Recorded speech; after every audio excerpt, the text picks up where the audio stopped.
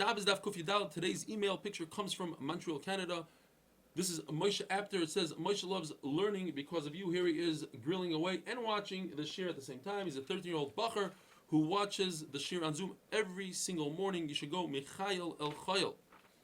The Gemara tells us that HaKadosh Baruch Hu appreciates when you change your clothing for him. For instance, when the kohen takes out the desh and the ashes and he gets dirty, when he goes back in to be makar b'karban on mizbeach, he should change his clothing. And we learn from here derech eretz. If somebody's making a nice dish, but he gets the aroma, the nice kugel flavor from his dish, he shouldn't go and pour wine to his rebbe in the same clothing. He should change up his clothing. It's a bizayon for a Talmid Chacham to walk around with shoes that need two patches. One patch is okay. The famous Gemara, Rabbi Yochanan says, Talmid Chacham sheyesh lo revava bigdei chayiv misa. Talmid Chacham who has a stain, a grease stain on his outer clothing, he's chayiv misa. The Gemara darshans it from the word misanai. It's also to make somebody else hate Torah. And people are going to say, look at that guy, he learns Torah and this is what he looks like. Ravina adds, and he says, not only the outer clothing, but also the inner clothing that are not so noticeable, if they have a stain of shichva zera, also chayiv misa. Rabbi Yochanan says when HaKadosh Baruch Hu told Yishayahu, you should go naked and barefoot, it wasn't literally. What he meant is you should go with tattered clothing and shoes that have patches. We know that when you put something in the mikvah, if it has something on it, it's chaytzeitz, it's not a good tefillah if you are makbid, if you care about that. So when it comes to clothing, if you have a stain on the clothing, according to one man, the Omer, only if the stain goes through and through, penetrates to the other side, then you care about it, then you send it to the cleaners, then it's considered a chatzitza. Rabbi Yehuda, in the name of Rabbi Shmuel, says, even on one side, and the Gemara says, what Rabbi Shmuel means is clothing of banoim. So one pshat banoim means the ones that build the world. Al tukri banoich ela boinayich, tamid chachamim who build the world. Those, like we just said, have to be makbid on stains that are on the outer of the clothing.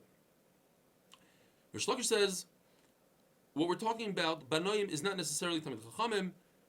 Rather, we're talking about a type of clothing. It's clothing for the VIP, the nice towels that they give out in the chashiva hotels.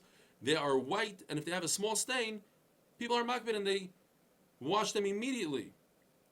Rabbi Yanai, who told his sons, don't bury me in white tachrichim. What if I'm not zoichen, I'll be in Gehenim, chaz v'shalom, and over there everybody's charcoal black.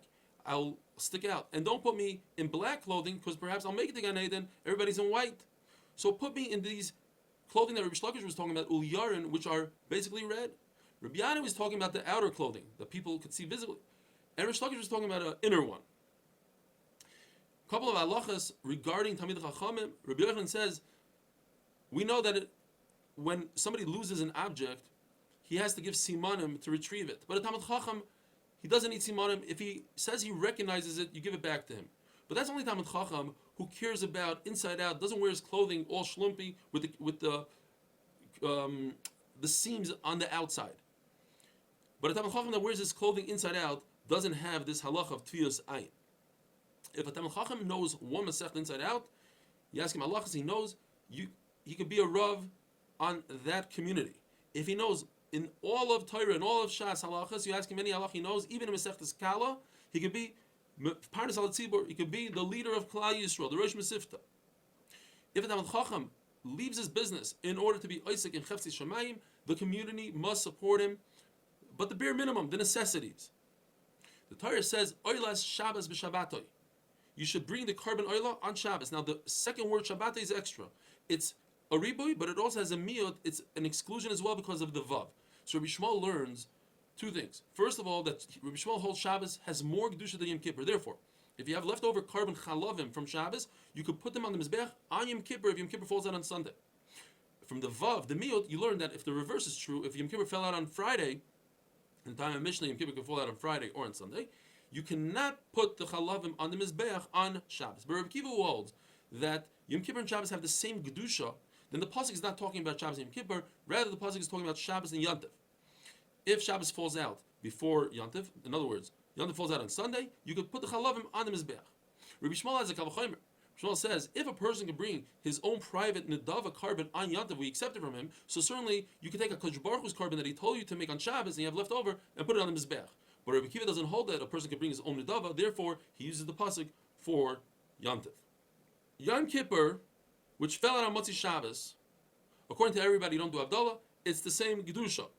If Yom Kippur fell on Erev Shabbos, according to Rabbi Kiva, you don't blow the shofar because there's no additional Gedusha, there's nothing to tell us to be careful with.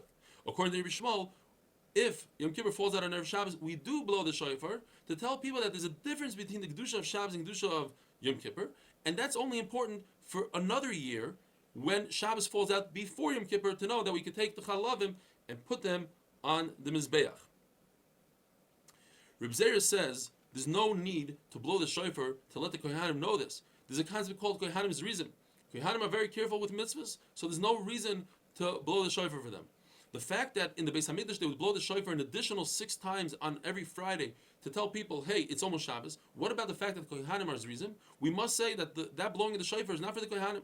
That's for the Yisraelim, for the Levim, the people that live in Yerushalayim. Just like we say that Hilni Amalka, she donated a beautiful gold menorah so that the sun should shine on it and people should know when to say Kriya Shema. Now the problem is Kohanim said Kriya Shema way before that.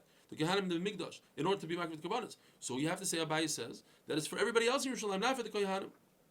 There's a concept called Knivas Yerek, and that is peeling the bad leaves off a vegetable, which is usher to do on Shabbos, mutter to do on Yom Kippur, because that increases the Agmas Nefesh, the fasting, you're thinking about food, and that's good to increase that pain. Yet, if Yom Kippur falls out on Erev Shabbos, you don't blow the shofar to tell people, hey, you're permitted to do Knivas Yerek.